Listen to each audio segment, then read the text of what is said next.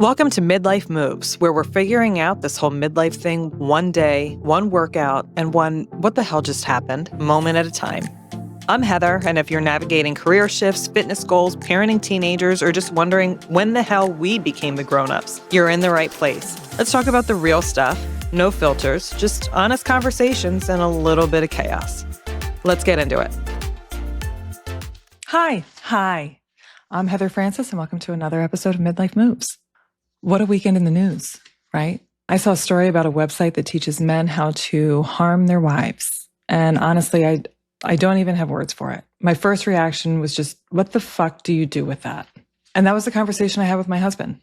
Just, what do you do with that? And his response was exactly what it should have been. I don't know. This sucks. Because it does. I mean, it's not just what was on that site, it's what it represents. Because this isn't just one man. It's not even a handful of men. And every time something like this comes out, you hear the same chorus of not all men. And yes, that may be true, but it doesn't have to be all men for it to affect all women. It doesn't have to be all men for it to shape how we move through the world, how we think, how we protect ourselves, how we raise our children, how we raise our daughters and our sons. And I've been sitting with that. Because at the same time, I've also had a very different conversation about what happens when emotions go unprocessed. What we don't process doesn't go away. It shows up somewhere. It can show up as control, as anger, as distance or silence or other patterns that we don't fully understand. And if I'm being honest, I've seen that in my own life too. I've had moments where I felt like I was carrying everything emotionally, mentally, logistically, and at the same time, living with someone who is also carrying things that he didn't know how to express to me. And I think that that's where this conversation gets complicated. Because this isn't about excusing behavior, and it's not about asking women to carry more. It's about understanding what's underneath so we can decide how we want to show up without losing ourselves in the process. Today's conversation is with Johnny Cole. He works with men and boys around emotional expression and something he calls emotional debt. And whether you agree with it or not, it's a conversation worth sitting with. Let's get into it. I am here today with Johnny Cole. Johnny is dedicated to supporting men and boys in escaping the man box ideals of masculinity, which was fascinating to me when I heard about it. Johnny, good morning. Well, good morning for me. Good afternoon for you. Thank you for joining me today. Good afternoon. Thank you, Heather. It's a pleasure. Good afternoon from Cape Town, South Africa. And thank you for that wonderful introduction. My name is Johnny Cole, and your listeners can find me on social media at Hey Brother Johnny, because I like to think of myself as the world's big brother, the big brother that I always needed, and the brother that a lot of people are looking for right now. And as you said, I care a lot about men and boys' well-being and the well-being of the whole world, and I try to help men and boys learn authentic emotional expression and find out who we are so that we're not projecting our pain out onto the world, which is what's been happening for a couple generations, give or take, 100. Yeah. So Johnny and I were talking a little bit before I hit record, and I was telling him, so he did a CBS special, and it was Boys to Men, Why America's Sons Are Struggling. And that was the CBS's name, right? That was the name of the episode. Yeah. And we'll put that in the show notes. But one of the scenes, it was in a high school, and they were asking the boys, like, have you had a dog that passed away? And some of the boys never cried from that, like they did, and they just never processed it appropriately. And so our dog just died. And so I was thinking about that scene specifically, and I sat down with my son and I was like, you need to deal with this now. so I, like the way we show up for our sons and allowing them that space is really important. And so I'm really, really excited about this conversation that you and I are going to have. Yeah, I'm sorry for your loss, and thank you for sharing that with me. That made me really happy. Your son is lucky to have a mom like you. Yeah, well, thank you for entering the space. So we'll start here. When men experience something traumatic and they don't process it, how can that show up in their behavior, especially in family life? That's a wonderful question, Heather. I believe most of the problems that exist in the world today are the result of men's unexpressed and unarticulated pain.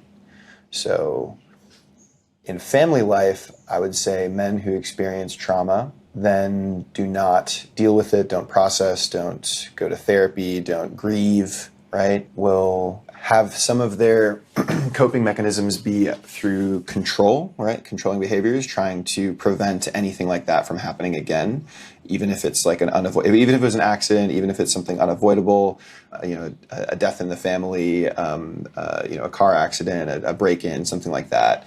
You can see that manifest as like controlling behaviors, trying to track where everyone else in the family is going, making sure there's a curfew, people are home by a certain time, something like that, because control comes from a sense of fear and fear of not being able to control an outcome and, fear of the unknown. But more deeply than that, I think like most men are walking around with unprocessed emotions, unprocessed trauma, because there's like a normal traumatization of boyhood and manhood where we're encouraged just to like stuff down our emotions and never address things.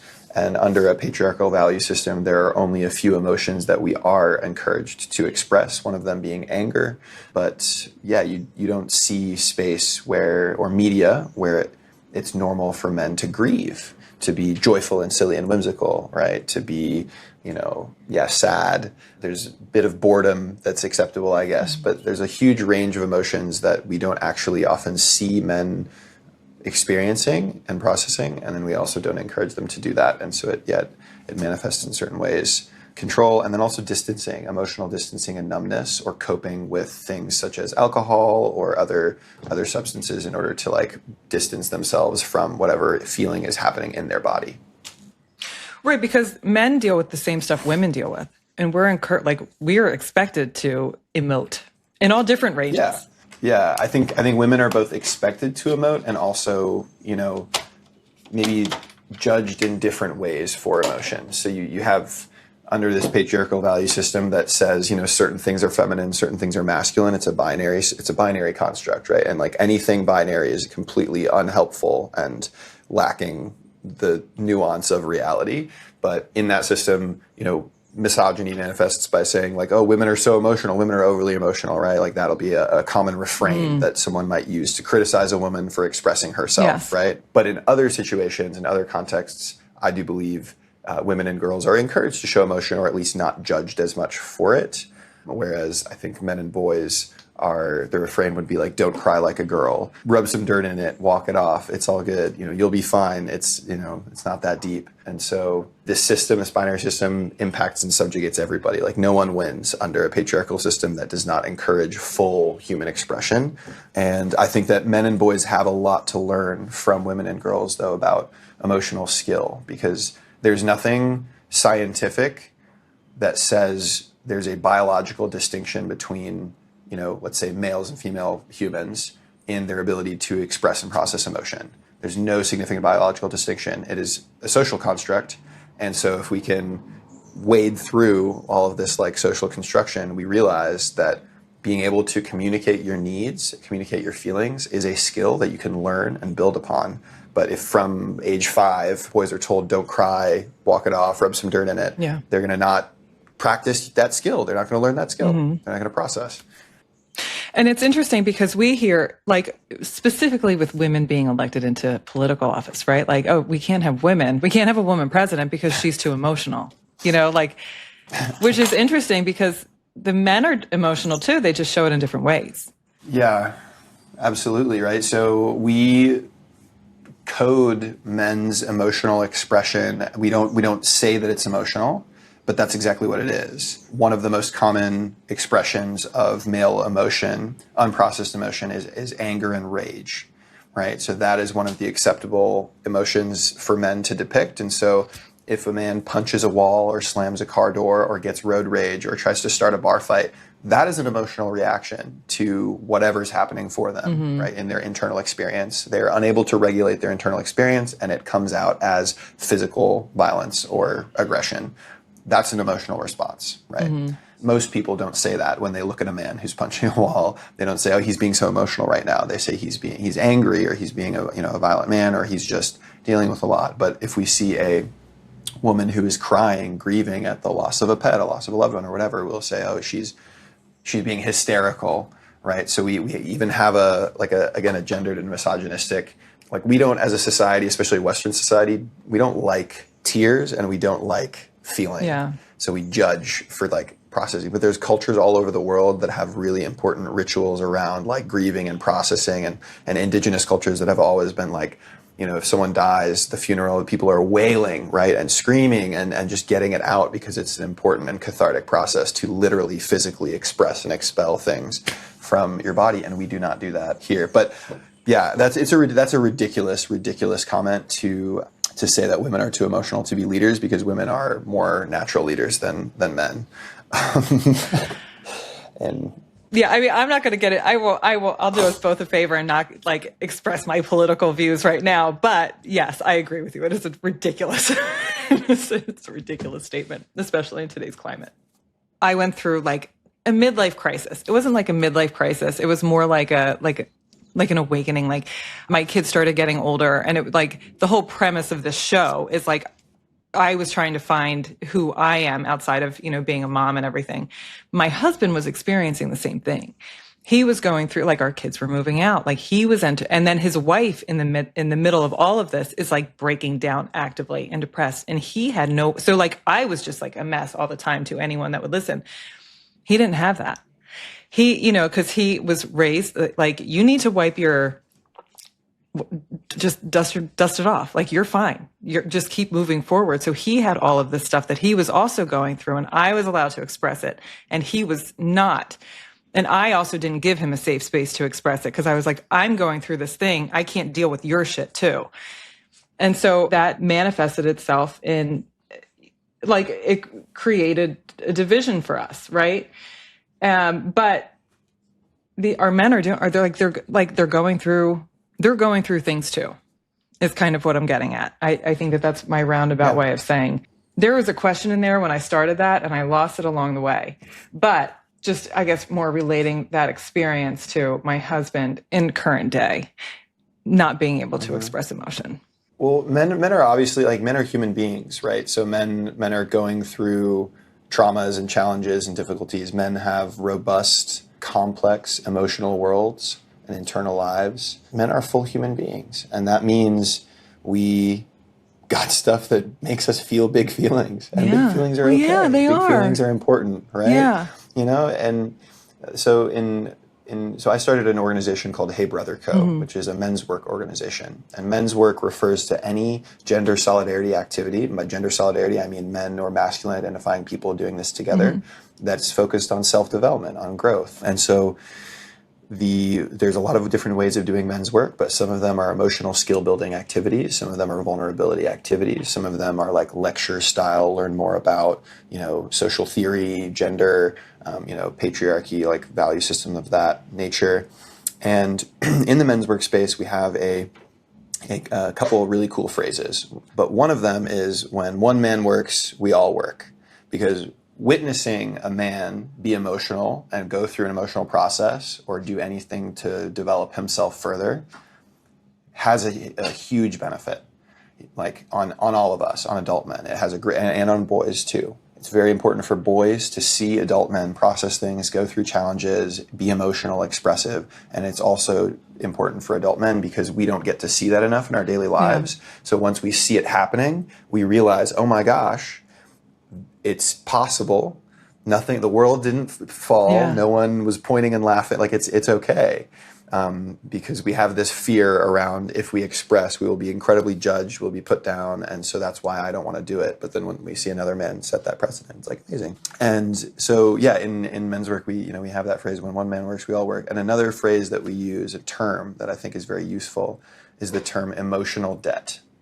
And emotional debt refers to the accumulation and buildup of whatever traumas, hardships, and unarticulated pain that you have that you start swallowing from boyhood. So imagine every single time when you used to get a lump in your throat, right? Your body would have a physical sensation associated with a feeling based on external stimuli. But you learn along the way, whether it's through a parent, other kids at school, whatever, like, boys don't cry, don't stop that, right? So what do? Well, you swallow the lump. You try to process it and stuff it down. So you do that enough times, because it happens hundreds of times just before you get to double digits, right? Before you turn 10 for a lot of us. Well, your body gets used to that. And all of a sudden you realize as a teenage boy, you don't even get the lump in your throat as much anymore. You lose the physical sensation. And then all of a sudden you become an adult man and you're like, I can't even cry at sad movies. No one has laughed at me or told me to man up in a decade. And yet still my body remembers that I have this apprehension. And so I no longer feel that lump in my throat.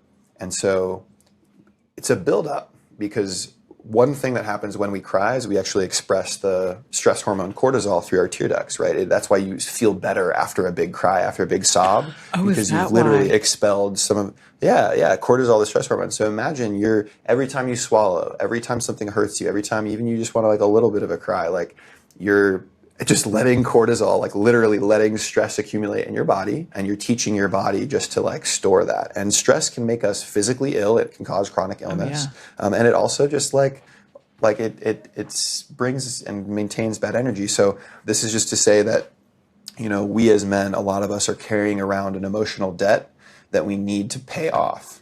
Because if we do not make the active choice to go to therapy or do men's work and start to like feel our feelings and get some of that out, it will come out in ways that we do not anticipate and that we don't intend. For example, externalizations of anger, projections of pain, increased irritability and stress, or substance abuse, right? Escapism, dopamine with video games, gambling, whatever it is. Like that is the way that we cope with the emotional debt.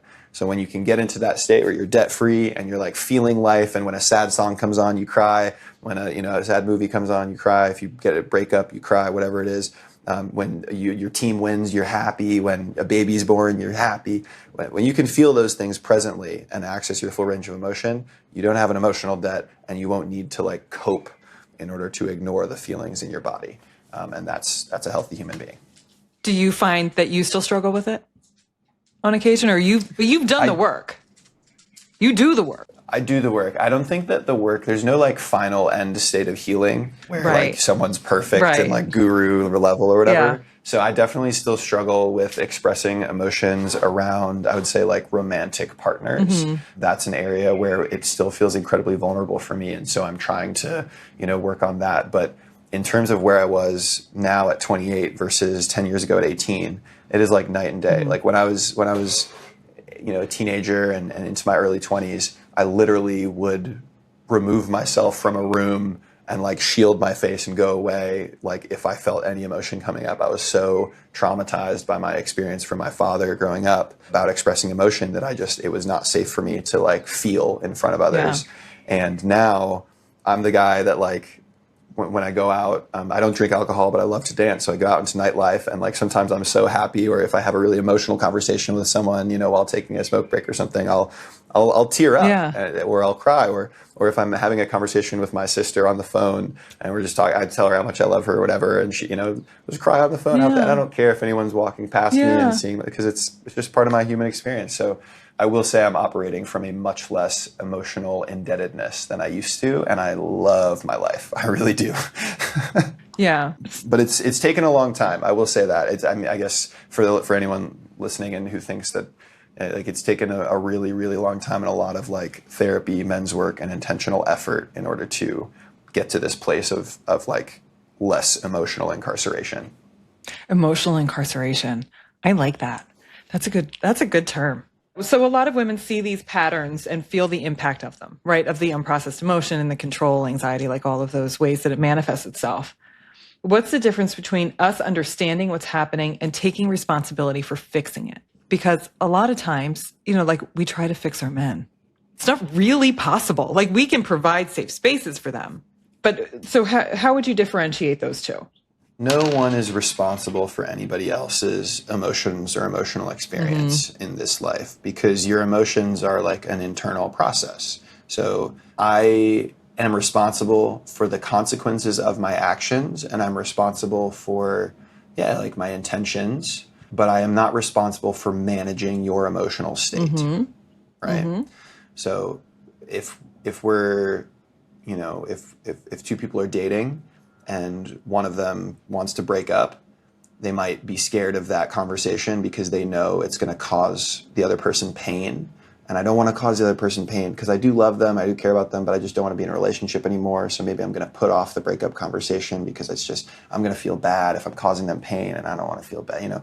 So that's an example of both people pleasing, right? And wanting to manage the emotional experience of someone else in order to avoid like guilt in your internal experience.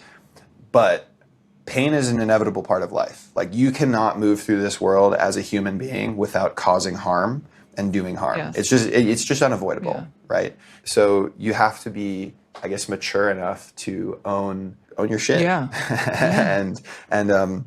So, but for women that are in partnerships with men that, right, are seeing these patterns emerge, they're like, my husband is distant emotionally. There are certain areas where he's closed off or shuts off. I wish that he expressed himself more. Or I see that he's struggling with something either from his past or that we've just been through as a family. And it's like he's not processing with us. And I see these patterns.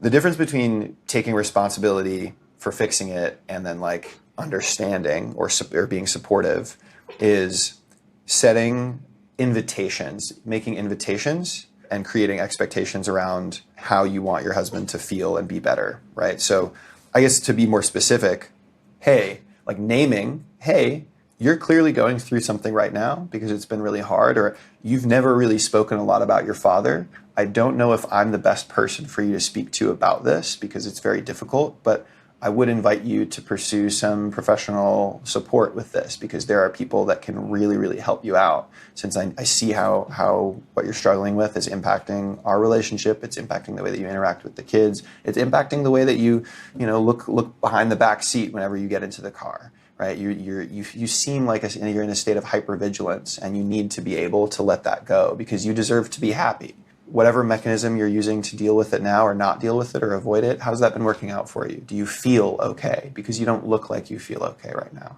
So make these invitations rather than indictments. So in an amazing nonprofit called A Call to Men that does some wonderful, wonderful work in healthy manhood and healthy masculinities, they have this really amazing phrase called, we're here to invite men to reflect on their behavior and not indict them for their actions, right? So invitations, invite, not indict. So I'm not here to finger wag and point fingers and blame and call out. I'm here to call in. I'm here to invite you into a reflection, into a discussion, because that's what inspires change. So instead of being like, you're so emotionally closed off, you never talk to me. It's like it's like being with a child. We've got 3 kids in the house, not just 2, because you have the emotional articulation of a child. There's very I understand the frustration and what's built up to get to that point, but that is using shame. That's using shame, and shame is not an effective motivator of behavioral change. That's finger wagging and pointing and blaming. That's going to cause some closed offness. But instead of saying like, it seems like you're unable to express yourself and you deserve that, and I would love to know what's happening in your internal world, and it might be even difficult for you to identify. So there are ways in which you can get support so you can learn how to talk to it and or how to talk about it. And when you get to that point, I will be here. I'm excited to learn about your internal world, right? Or I know you love our kids so much, but because of some things that have happened in your past, I see that you kind of sometimes keep them at a distance or struggle to be affectionate. I know you want to be such a loving father and you are an amazing dad, but I just wanted to call attention to the fact that there is that disconnect there. And I think it's coming from something that you haven't addressed yet. I wonder what it would look like and what it would feel like for you to move through that. Yeah, those are just some questions. Men respond, in my experience, better to invitations than like call outs. Well, and it's interesting because even if you do that and they're not responsive, I've done things not like that, like eloquently. You did that much better than I would have done that. But like, by introducing the conversation, at least it gets them thinking about it, right? Because I think that in some cases, like they may not even know that they're allowed to think these things. And like, they're allowed to like think about like, oh, I can express this emotion, or is that a thing? Or am I just making that up? No, you're spot on with that, Heather. That's, what I was referring to earlier when I just mentioned that like in a men's circle, it's so important for men to see other men see it, be right. expressive. Yeah, right. Is because Permission. they realize like, oh wait, I can do it too. Yeah. Because that's the system of patriarchy is a system of policing, right? It's a group think system of policing, and the enforcement mechanism is everyone who participates. So if you are a boy or a man and you don't fall in line, with the patriarchal rules that say what manhood is, you can rely on other men and boys to get you in line, right? So if you just, like, we don't come out of the womb and then grow into 10-year-old boys that catch themselves crying and be like, stupid, stupid, stupid, I'm a girl, right? We learn that somewhere. Yeah. So you learn that for the first time by being policed on your behavior, right? And once you become policed enough times, then you learn the rules. But as I was just saying is that, like, so patriarchy is a system of policing, which means we rely on other men and boys to enforce the rules of, like, how to be a man, right? And that's the dominant structure. That's the dominant social model. So we don't have enough examples of men who are breaking out of that rule set and showing us that something else is possible. And that's where I come in this world, and that's where the media that I create and put out online comes in, to show visually that there is other forms of manhood out there that are just as valid, that make you feel fulfilled, that, you know, you can find emotional happiness and success and all of the rest when you decide you're going to break the rules. But it's so scary to take the first step alone. It's so scary. That's why most men don't do it. Because you don't realize the consequences of the patriarchal policing mechanism is that you will be outgrouped. And we are human beings, we're mammals, we're wired for connection, we're social creatures. So the thought of being outgrouped and excluded from the dominant group of men feels really scary, because you're like, where else am I going to get my connection? Even though I'm teased all the time by men, even though the rule book that I'm following does make me feel hollow, I don't know what else is possible. So it's like the evil that I know. And the prospect of having no one around, that's too scary. So I'm just going to abide by the rules and live miserably and live in my emotional incarceration. And a lot of men don't even realize that's how they're living. They don't even know how to describe what's missing from their lives or how dissatisfied they are with the rules, but they are. So in men's workspaces, you see other men doing this work, and when one man works, we all work, and you're like, oh my God, it's possible. Look, he's doing it. Like, he just opened up about his divorce and how he's navigating co-parenting. He just opened up about his erectile dysfunction. He just opened up about, you know, how his father was abusive and how it impacted, you know, his relationship with his dad. Like, oh my gosh, I can too. That's why it's so important. And this is also why I highly recommend that men go and participate in men's work as well as therapy, because individual therapy cannot address a wound that originates from, like, society, right? So I think that all men, like men should be in therapy.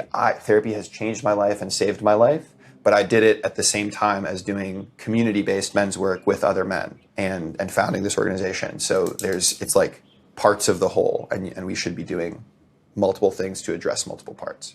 So I'm going to ask a really stupid question about patriarchy. I make comments often about how I don't need to be told what to do by another man. And so, like, my son hears that as, like, I mean that in the sense of, like, as a woman, as a 45-year-old woman who has had many life experiences, I have been mansplained to a million times. I've been discounted because I'm a woman. And so, like, my interactions with men are going to be different than, you know, it's shaped by my experiences, which have not always been positive.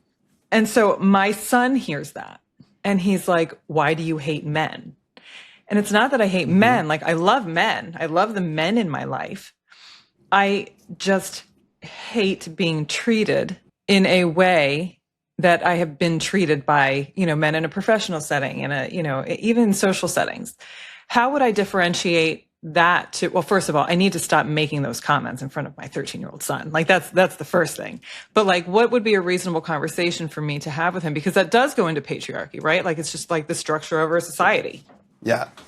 So a lot of people do not understand the word patriarchy, and it gets thrown around like a buzzword. It's a little bit now like what toxic masculinity was 5 years ago or so. Right. Like, the term gets thrown around as a headline, but no one really understands what it means. And then everyone's delayed in their processing. So now we have a bunch of men and men's coaches who are like, there's nothing toxic about masculinity, blah, blah, blah, blah, blah. And it's like, dude, you're missing the point.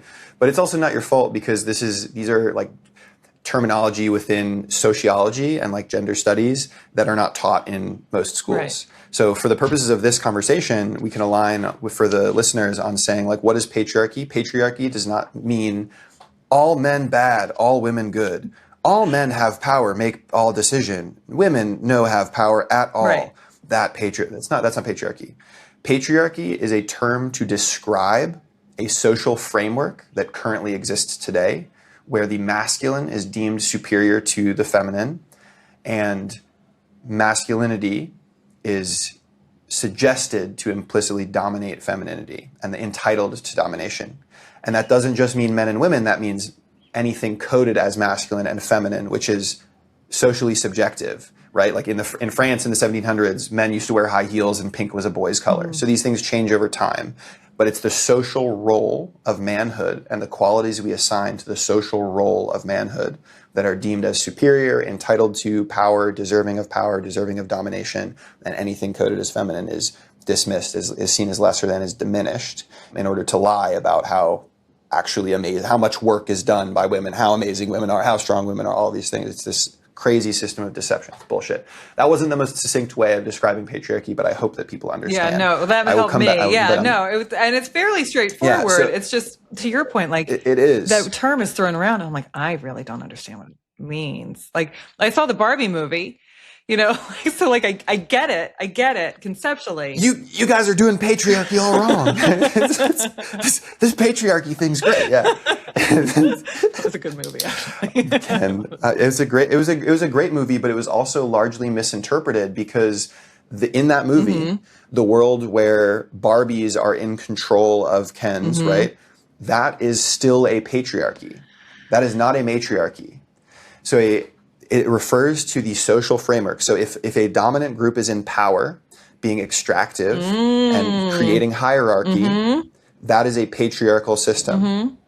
A matriarchal system would be collectivist, where children and the weakest and most vulnerable are centered and prioritized, where we have a collective attitude and responsibility to care for the well-being of others, where, like motherhood and womanhood is not vilified, but neither is manhood. No, there's no vilification of like human emotion. There are much, much looser like gender roles. It's not rigid and tight, right?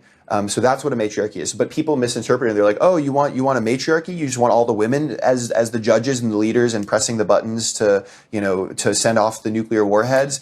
Oh, that's going to be better. It's like, no, dude, that's just a swapping of what we already have. But the person doing the patriarchal things is different. Right. But what I want to say about your 13-year-old son, because I work with high school boys, that was the subject. That was why I was made part of the subject of that CBS documentary, Boys to Men, is because I founded a program in my hometown for high school boys, and it's called the Oberlin High School Men's Work Project. Shout out Oberlin, Ohio, small town. That's where I'm from. And boys today do not understand what you mean by patriarchy because you're describing a social system that does award men power and privilege in lots of contexts, but also subjugates us in many other contexts. A 13-year-old boy does not have an experience feeling empowered, feeling like a decision maker, feeling like he's receiving the benefits of this patriarchal system for a number of reasons. Mainly, first of all, because he's a child and he has no like agency, disposable income, or rights. Like children are not necessarily a protected class, and like he doesn't choose a lot of things. So that's number one. And number two, though, is that like he's not an adult man. He's a boy, a child, and so a lot of the behaviors and privileges and power structures that benefit adult men, or that men are socialized to participate in, he's not had access to, right? So he just cannot relate to that, and he does. So when he hears like "I hate men," he's like, "What did I do? I've only been here for like a little over a decade. Yeah. Like what have I done?" Yeah. And so that's really valid for him to feel, and also there are ways of explaining to him. What I'm talking about when I say I hate men is I hate the social role of manhood. I hate what being a man means right now, because let's look at some of the common examples he's hearing in school, right? Boys don't cry, don't be zesty, don't be gay. Oh, you're only trying to impress the huzz. You're XYZ. So all like you can just ask him anything about his life or anything he sees on the internet. Be like, do you think there are rules about what it means to be a man and what it means to be a boy versus what it means to be a woman and a girl? He'll probably be like, maybe, I don't know, Well, what are those rules? Name them for me. Maybe an easy one to start with would be like, do you feel that it's okay for boys and men to cry, like overall, right? Do you think he'll be like, no, what's up with, I'm frustrated by that. What's up with that? Yeah. Because there's nothing actually wrong with crying. So what I hate is the product. I hate the result of this system that creates these rules where men act a certain way and they think that's what being a man is. That's what frustrates me, because when men align on that and they act a certain way, it causes problems. It hurts people. It has hurt me in the past. So I don't hate every individual man. I hate capital M, the role of man as it is today in society. He's probably a smart kid. I think he'll be able to understand that. He's of course. These kids are incredibly intelligent. So when men are in that space, it could be like our son or our husband, or, you know, what can we as women do to encourage the invitation, right? To encourage them to open up, we just keep inviting them to open up. And then the finger pointing. So this was one of the questions, and what tends to push them farther away. But we kind of already talked about this. That's like this, like you always do this, right? Like this is, and like that's what we want to avoid. Okay, so then as women, like we're carrying a lot. Like I can speak to my own situation. I don't know everybody's situation, but like I carry a lot of the like emotional and the logistical stuff around the house. And then, you know, like there's still work and there's still all of these things. So like part of the reason, the example I gave earlier about like me and in crisis and being like, I don't have time for you. Like I'm dealing with this now. How can we reframe that as women so that we're supporting them, but we're not taking it on as our own? So you wanna basically say like, hey, there's a problem here, and I don't hate you. You're not a bad person. You know, it's not like, but there's a problem here because you don't currently feel that you can express yourself. You don't feel safe doing that. Maybe you lack the emotional. This is maybe bad phrasing in the conversation, but you don't have the emotional skill to describe to me what your needs are, and then I can help meet those needs. Yeah. Or you can meet some of your needs yourself. You don't have that going on right now. And so it's causing this disconnect. You have a responsibility as my partner, as the father of our children, to figure that out and build that skill so that we can all support one another. Because if you have these unmet needs, like I love you and I want to help meet those needs, you deserve to have your needs met. But if you don't have the skills to describe and communicate to me what are your actual needs, then how can anyone help? How can I know what's going on? So basically setting the expectation of like, you deserve to be happy, you deserve to have your needs met. You can't currently describe what all of those are, and I'm carrying a lot. So I would invite you, and I expect you to build those skills through going to therapy and men's work. Going to therapy does not mean you are crazy. It does not mean anything's wrong with you. It just means you had a delayed start, like you were born with a disadvantage in being able to build your emotional skills, but you need them in order to have a successful relationship and in order to be part of a successful family unit. And so I need you to go and build those skills. I really need you to do that on behalf of our family, on behalf of yourself. And if that's not something that you can do, it will cause a problem in our family dynamic and in our relationship. That is the standard. That's the expectation. That's it. So once it's all completely out there, a man has to make a decision, right? He's like, okay, it sounds like if business as usual continues, there's going to be a problem, and that leads to ultimatums, and I can't say the divorce came out of nowhere, right? Or I'm like, okay, she kind of just laid it all out there, and she's right. Like there are a lot of things that I just don't know how to say, and I'm frustrated a lot, and I can't always even say why I'm frustrated, or I thought I was doing an amazing job. I'm doing way better than my dad did. So what the hell does she want from me? You got to go figure that out. You know, and I'm going to go, I guess I have to go and talk about it with someone and figure it out. But what we will not do is stagnate. We will not stagnate. We will not stay in place because, stagnation will cause that rupture. And here's another way that's very, like, don't use this with your partner. And I this is a very aggressive way of saying this, but basically, like, sometimes I'll think to myself, or sometimes I'll very frankly, like, talk to young men and I'll be like, hey man, the way that you're acting right now, you're going to be divorced by 40. Yeah. Like the way that I'm sorry to say, like, you're not a bad person. You know, I love you. You as a human being, you deserve to have your needs met. But the way that you act right now, you're going to be divorced by 40, right? And you're going to be alone, probably estranged from your children at 60. Yeah. You know, that's what we're seeing more and more of in society is that men are being left behind. Like the men are not like taking responsibility for our actions. We're not. We don't have the capacity or the skill to repair from conflict and from the harm that we've done. We don't know how to apologize properly. So we don't lack any of we don't have any of the tools for connection to sustain our relationships. And we're starting to see that happen. Like I'm no contact with my dad of 7 years. that unfortunately that man is missing out a ton, right? But I fear he's never apologized for anything a day in his life. Yeah. He doesn't know how. I have one more question. And then do you want to talk about your origin story? Sure, yeah. The lore. Liam, we'll have to cut that. Liam, actually, can you cut my origin story to the front of the podcast so that it builds my legitimacy? Yes. I should have started there. What is one thing that you were like, I wish these fucking parents would do this, or I wish this would happen for these boys? Like, what is like, if you could think of like one thing that we could do as parents, as wives, even, you know, like to our husbands, that would benefit them the most? It can be simple or it can be complex. What would that be? I would say, like, be explicit and specific in naming when you witness men and boys go through emotional suppression, right? So if you're watching your son slowly but surely start to close off from you as he's spending more time with his friends at school, you have to witness that and say it out loud and like reveal to the boy, be like, hey, you used to smile a lot more and like to talk about these things and open up to me. I could tell when you were feeling sad and we could talk about it.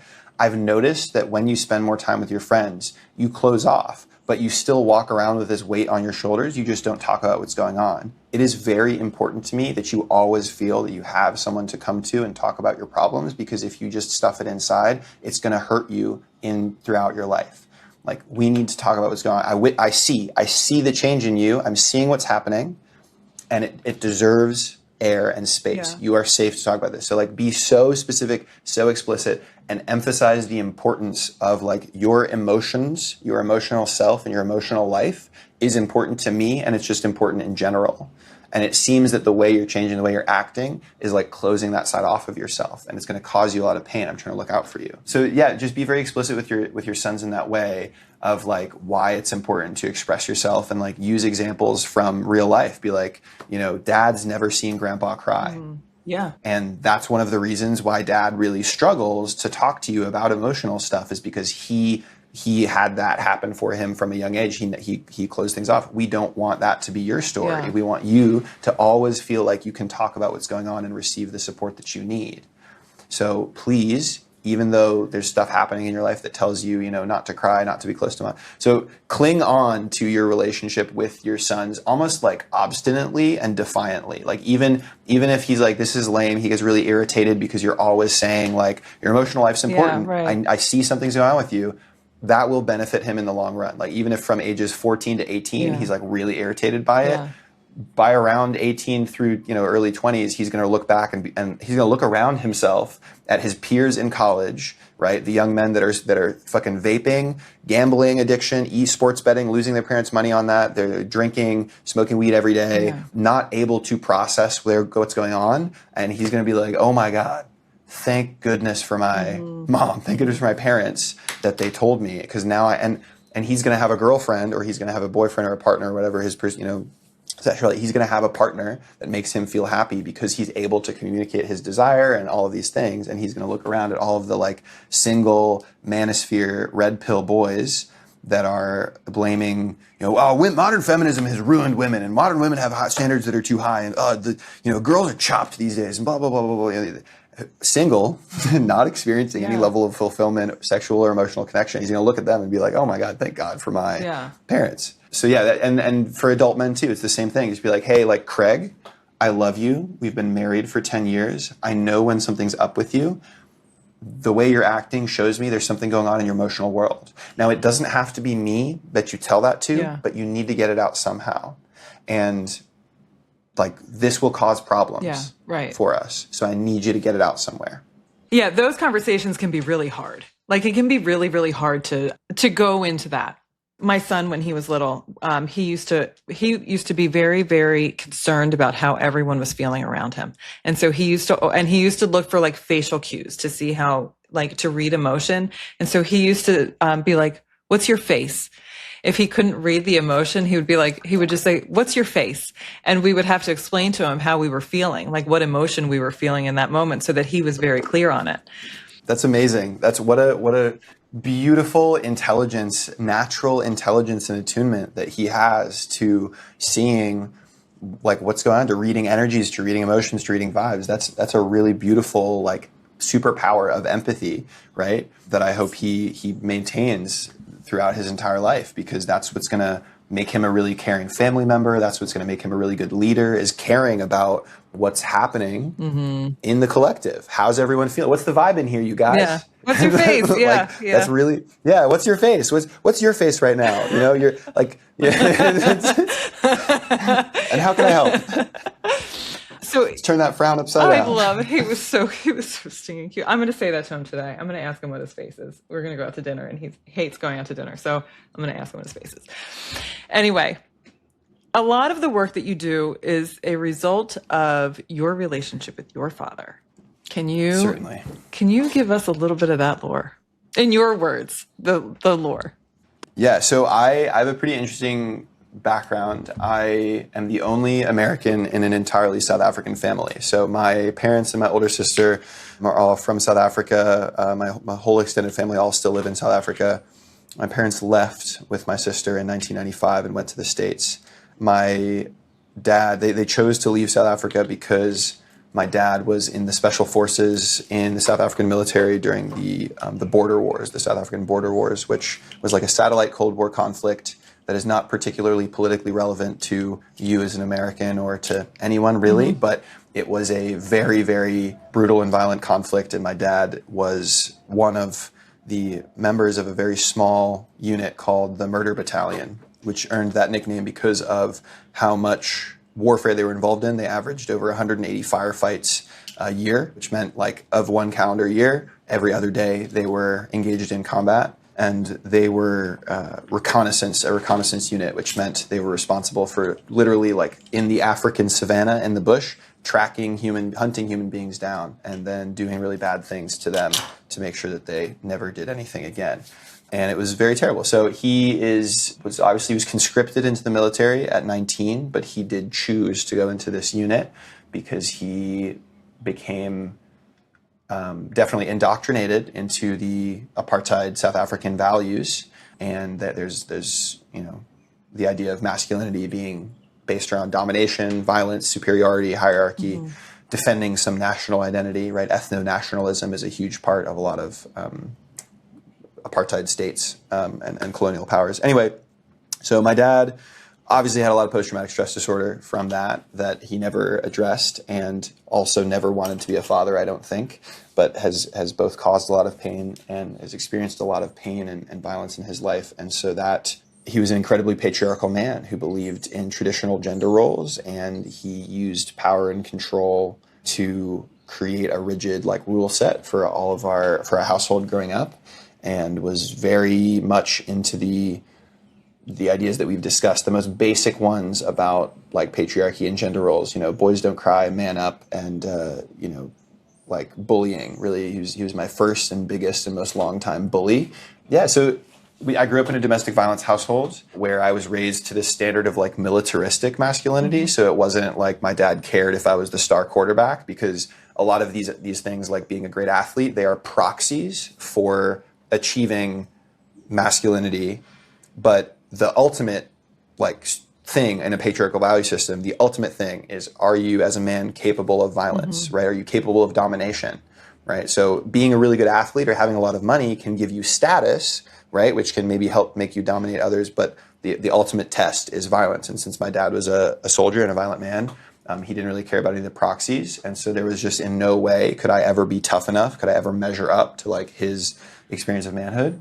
And so, yeah, I just remember feeling since I was a little boy, I was like, man, this man treats me like he doesn't like me. Right. Like, what's wrong with me? What did I do? And it turns out I never did anything. But yeah, that really, I mean, we experienced a lot of like financial hardship, a lot of crazy, there's a whole other episode. And I've been interviewed by the FBI before. There's a lot of stuff going on.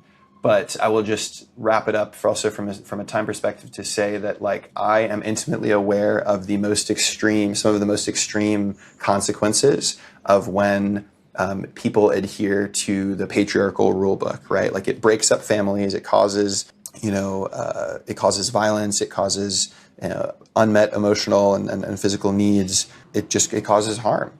And I thought for many years that there was something wrong with me because I was still living in that rule set. And I was like, what's wrong with me? Why am I so emotional? Why am I this defective man? Why can't I measure up to whatever?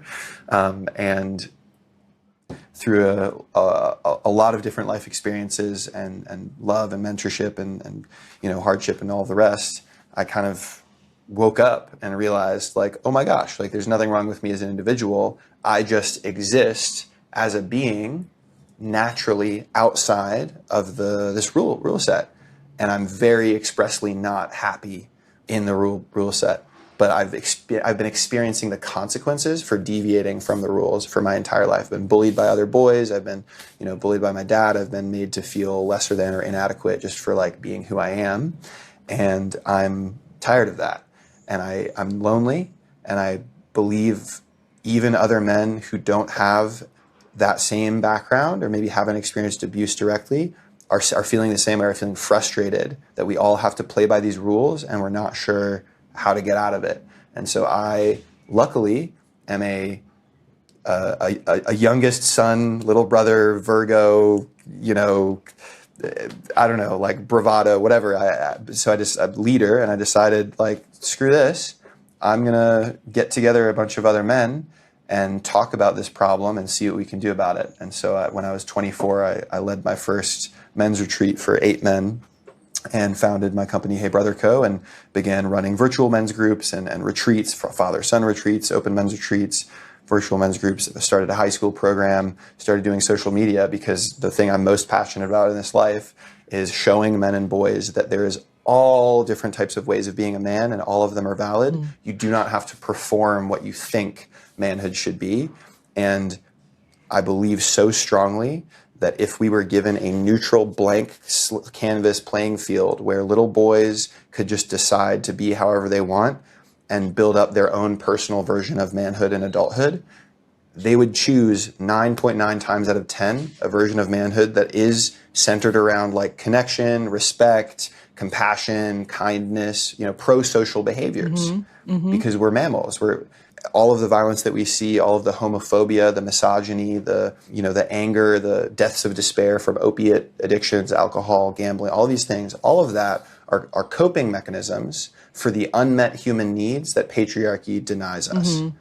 And so if we take away those expectations of like the type of man you have to be, watch how men and boys blossom and flower into the men that we need in this world. Yeah. Right. And so, yeah, that's a bit of my lore. And I've worked at a domestic violence center. In my early 20s, I specialized in, providing direct service to people who experience domestic violence. I've, worked in the tech sector, and I've worked on a log cutting crew. I've done a lot of things, but that I would say is my legitimacy within, like, just as a former boy, current young man. I'm pissed about the system, and I deserve better. Yeah. And then also as like a human that has compassion and wants to change the world, I see the incredible pain that my mom and my sister and all of the women and the queer people and everyone is going through from men, and I feel responsible. Yeah. Not directly personally responsible for all of it, but I feel responsible by association. I'm a man, my gender cohort, collectively, we're not acting right. Mm-hmm. And I have a responsibility to help change that and be the type of man that I want to see more of in the world. Mm-hmm. And that's me in a nutshell. We're going to wrap up in a second, but how beautiful it is that didn't go the other way, because that could have been, you could have gone like the total different way. Statistically, it is very, very fortunate. Oh yeah. I mean, that's like statistically speaking, like generational trauma. Like that's like, yeah, that's heavy. No, the apartheid war criminal, soldier father it's, we listen to Scott Galloway or Richard Reeves or any of the folks that are doing a lot of research on, men and boys and like social outcomes and economic models. Having a violent or no father figure, either way, increases the likelihood of your expulsion. I was almost expelled from high school. Like, I engaged in risky behaviors. It increases the risk that you will not complete high school. Mm-hmm. It increases the likelihood that you will become unemployed, that you will suffer from addiction. Mm-hmm. There are all of these different ways in which, like, just not having a dad, let alone having a really bad one, right, can turn out terrible. So I feel very, very lucky. I feel so grateful to my mom and my sister. I feel grateful for a lot of the love that the universe has poured into me in order to counteract the pain that I experienced for the first like 20 or so years of my life. And yeah, no, I'm real lucky to be like a cool, well-adjusted, kind, good-hearted human as opposed to anything else. Yeah, right. Yeah, as opposed to what the alternative was. Yeah, Johnny, I could talk to you all day about all of this. I really appreciate your time. Thank you so much for joining me today. Heather, thank you so much. Thank you. And you guys will be able to find Johnny. We'll put his contact info in the show notes. So if anybody wants to follow him on Instagram or check out his website, you can do that. Yeah. If I could actually just say one more thing about an exciting project. If anyone is wondering, well, where can I send my sons online? What are the safe spaces for my son online? Who are the role models? Because the manosphere is huge and far-reaching. Follow me and see a lot of the people that I platform and repost and have your sons follow me. But a really cool project is I'm collaborating with Movember, the world's largest men's health charity, and Equimundo, another nonprofit in the masculinities and social justice space, to become a part of the Young Men in Media Collective. So I will personally be organizing over the next year 3 different cohorts of masculine identifying media creators to create a large volume of content to counteract the manosphere and expand our narratives on masculinity. So if you stay tuned on my pages, we luckily were given this really big grant from Movember, and we're going to run these content creator houses and platform the men out there that are doing good work, that are creating media to show, hey, here's what it could be like. So stay tuned for that because it's going to be really big. I love that. One more thing. So I love that so much because when my son was 11, he started talking about Andrew Tate, and that's who they were watching on YouTube, and that's not great. So yeah, so that's we'll look out for that. Thank you, Johnny. I appreciate you. Before I cycle into another question, I'm going to end it there. All right, guys, I'll talk to you next week. Thank you, Heather. That's it for this episode. If you had fun, learned something, or just feel a little less alone in the chaos, make sure to hit subscribe so you don't miss what's next. And if you want to keep the conversation going, come find me on Instagram @HeatherMoves_, because midlife is way more fun when we do it together. Until next time, keep moving forward, or at least keep moving. See ya.